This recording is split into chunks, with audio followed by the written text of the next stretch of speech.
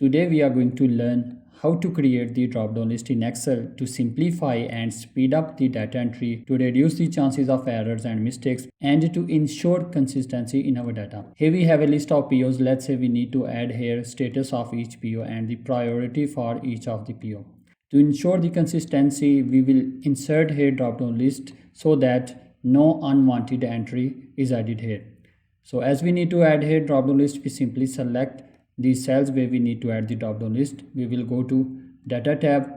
Under data tool group, we will click on data validation. Then under allow, we will select the list, click under source, and then select the items that you want to add under status. Here we have the items or text that we want to add. We will simply select these cells.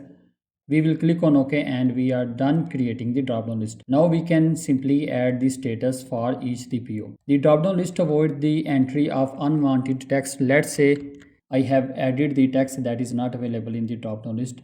Once I will hit enter, drop-down list will not allow to enter me this text and it will show the error message. In this way, drop-down list ensures the consistency in our data. We can also add the drop-down list directly adding the items or text in data validation window. So as we need to add here priority, we will simply select these cells. We will go to data tab, click on the data validation. Now under allow, we will select the list and here we will manually add the priority. Let's say we need to add priority high, intermediate and low. We will add here priority high, then comma, then we will add here intermediate, then comma, then low. We have been added here 3 text or 3 items. We will click on OK and we have been added the drop down list. Instead of selecting the list, we have manually added these items or text in the data validation window.